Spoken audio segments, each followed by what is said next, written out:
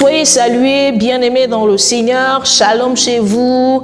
Shalom à vous qui nous regardez. Que la paix du Seigneur vous soit pleinement accordée. Notre Dieu est bon. Bienvenue à notre rencontre hebdomadaire dénommée Paraclet. J'aimerais tout de suite nous inviter à prier ensemble afin que nos cœurs soient disposés à entendre et à recevoir la parole du Seigneur ce soir. Prions. Éternel notre Dieu, nous voulons te dire merci pour la vie, te dire merci pour la grâce d'être ensemble connectés par ce lien au Dieu de Paraclet. Nous voulons te disposer nos cœurs, sachant que tout nous vient de toi. Nous voulons être reconnaissants encore parce que nous croyons que la parole que tu as pour nous est une parole certaine et digne d'être reçue, une parole qui donne la vie, une parole qui restaure, une parole qui transforme les cœurs pour nous rendre davantage plus proches de toi. Laisse que la gloire te revienne. Dans le nom de Jésus, nous avons prié. Amen. Bien-aimés dans le Seigneur, ce soir, nous voulons partager une exhortation que nous avons intitulée « Pour que les cœurs reviennent à Jésus ». Pour que les cœurs reviennent à Jésus. Et je vous invite à lire la parole de Dieu dans le livre de Romains, le chapitre 1, les versets 16 à 25. Je lirai dans la version Louis II. « Car je n'ai point honte de l'évangile, c'est une puissance de Dieu pour le salut de quiconque croit, du juif premièrement, puis du grec, parce qu'en lui est révélée la justice de Dieu par la foi et pour la foi, selon qu'il est écrit, le juste vivra par la foi. » Verset 18. La colère de Dieu se révèle du ciel contre toute impiété et toute injustice des hommes qui retiennent injustement la vérité captive, car ce qu'on peut connaître de Dieu est manifeste pour eux, Dieu le leur ayant fait connaître. Verset 20. En effet, les perfections invisibles de Dieu, sa puissance éternelle et sa divinité se voient comme à l'œil depuis la création du monde quand on les considère dans ses ouvrages. Ils sont donc inexcusables puisqu'ayant connu Dieu, ils ne l'ont point glorifié comme Dieu et ne lui ont point rendu grâce. Mais ils se sont égarés dans leurs pensées et leur cœur sans intelligence a été plongé dans les ténèbres. Verset 22. Se vantant d'être sages, ils sont devenus fous et ils ont changé la gloire du Dieu incorruptible en image représentant l'homme corruptible, des oiseaux, des quadrupèdes et des reptiles. Verset 24. C'est pourquoi Dieu les a livrés à l'impureté, selon les convoitises de leur cœur, en sorte qu'ils déshonorent eux-mêmes leur propre corps, eux qui ont changé la vérité de Dieu en mensonge et qui ont adoré et servi la créature au lieu du Créateur, qui est béni éternellement. Amen. Bien-aimés, c'est l'apôtre Paul qui écrit aux Romains et les versets qui précèdent ceux que nous venons de lire montrent essentiellement le désir de l'apôtre d'aller vers eux pour leur annoncer l'évangile. Et le verset 16, qui est le premier que nous avons dit, « Car je n'ai point honte de l'évangile, c'est une puissance de Dieu pour le salut de quiconque croit, du juif premièrement, puis du grec. » En effet, l'apôtre Paul montre qu'il n'a pas honte d'annoncer l'évangile. L'évangile étant une puissance pour le salut, pour la délivrance, une puissance pour la restauration, une puissance pour la libération, une puissance pour sortir les hommes de l'esclavage du péché. À la lecture de cette péricope des Saintes Écritures, l'apôtre met en exergue une vérité qui a retenu notre attention.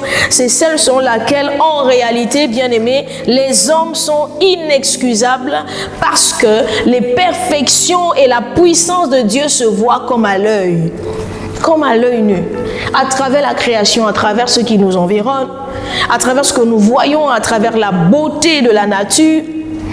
Nous ne pouvons pas nier l'existence de Dieu.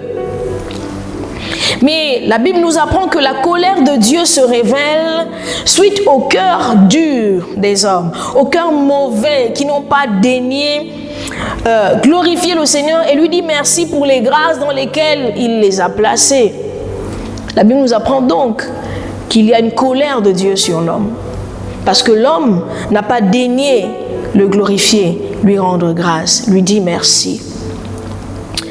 Et je pense que nous devons annoncer l'évangile, comme le dit l'apôtre Paul, pour ramener les cœurs à reconnaître la grandeur, la puissance, bien-aimés, et l'amour de Dieu. Oui, l'amour de Dieu. Peut-être nous arrive-t-il de ne pas trop savoir quoi dire lorsque nous évangélisons. Mais à partir de ce passage que nous partageons en ce moment, frères et sœurs, nous relevons que la colère de Dieu est déclenchée contre les hommes à cause de l'ingratitude de leur cœur, à cause de l'ingratitude qui a rempli les cœurs. Ils n'ont pas reconnu Dieu dans tout ce qu'ils voient. Ils n'ont pas dit merci à Dieu pour les grâces qui témoignent de sa bonté. Les cœurs se sont endurcis, ignorant complètement la grâce de Dieu et oubliant de lui rendre la gloire qui lui revient. S'arrêter pour dire merci à Dieu après avoir reconnu que la vie, que le souffle que je respire, la santé que j'ai, la force que j'ai pour me rendre au travail, à l'école, visiter la famille, des amis, bref, tout cela me vient de Dieu. Il importe que nous puissions nous arrêter, que nous puissions encourager les hommes à s'arrêter, parce que, voyez-vous, ce beau ciel que j'admire le matin, au crépuscule ou lorsqu'il est bien étoilé le soir, le soleil qui préside au jour, comme dit la Bible, et qui nous fait tant de bien, la quiétude bien-aimée dans laquelle vous vous endormez et vous vous levez le matin, c'est l'œuvre de Dieu. Parce que personne ne peut assurer qu'en allant se coucher le soir, il se lèverait le matin qui suit. L'attitude de gratitude montre l'humilité d'un cœur qui sait apprécier le bien qui lui est fait, le bien qu'il a reçu gratuitement de Dieu. L'attitude de gratitude montre un cœur qui reconnaît l'importance ou sa dépendance vis-à-vis de celui qui lui donne, vis-à-vis de celui qui est l'auteur de cette grâce dans sa vie. Regardez, bien-aimés, combien les cœurs sont endurcis, les gens ne savent plus dire merci. La version Osterwald du verset 21 que nous venons de lire, donc de Romains 1, dit ceci. Parce qu'ayant connu Dieu, ils ne l'ont pas glorifié comme Dieu et ne lui ont point rendu grâce.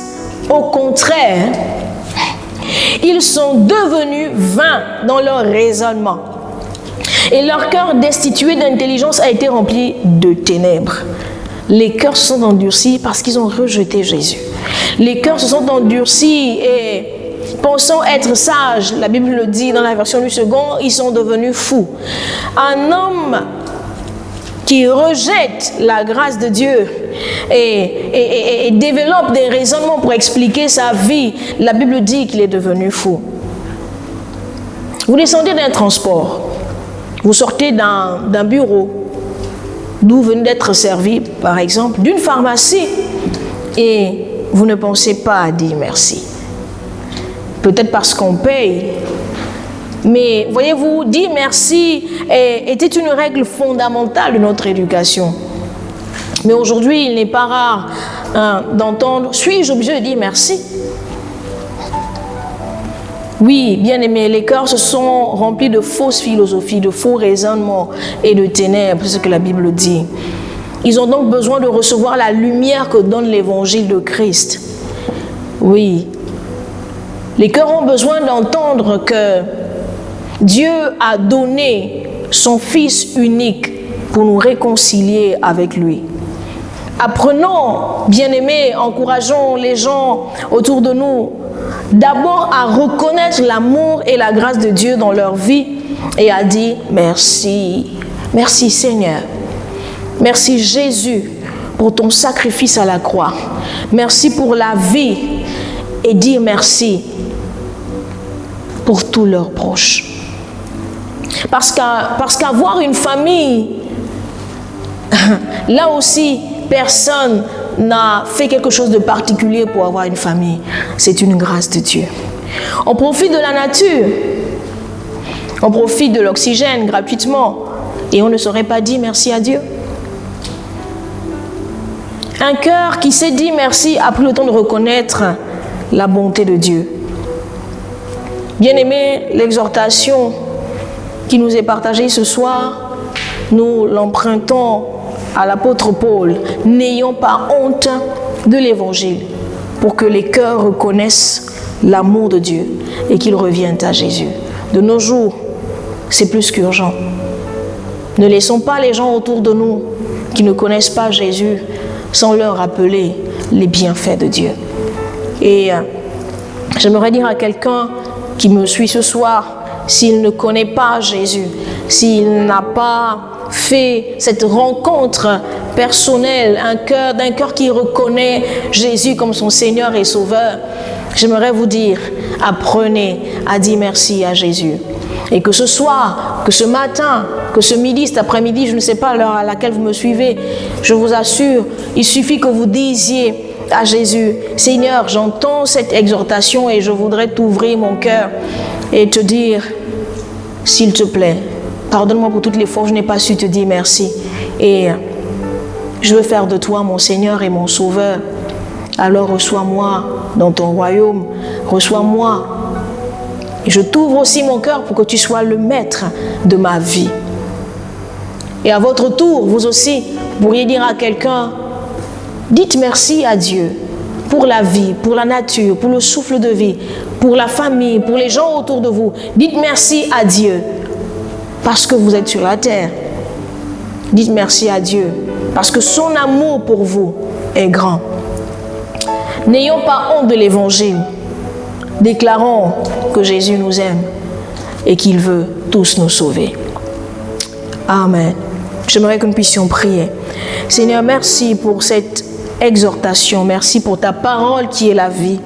Ma prière est que tu remplisses nos cœurs du feu de ton esprit pour annoncer l'évangile, pour que les cœurs reviennent à toi. Nous prions ce soir pour quelqu'un qui te donne sa vie, afin que son cœur également soit embrasé du feu du Saint-Esprit, pour dire à ses voisins, pour dire à ses proches, pour dire à quelqu'un, Jésus a tout donné pour vous, alors dites-lui merci. Nous voulons avoir des cœurs reconnaissants, Seigneur. Nous voulons être plein de reconnaissance chaque jour que tu nous accordes. Laisse que ta parole nous fasse encore du bien, qu'elle nous donne de grandir avec toi. Que ton nom soit loué à jamais. Éternel notre Dieu, dans le merveilleux nom de Jésus, nous avons prié. Amen. Soyez bénis chez vous. Partagez l'exhortation, aidez quelqu'un à dire merci. Dieu vous bénisse.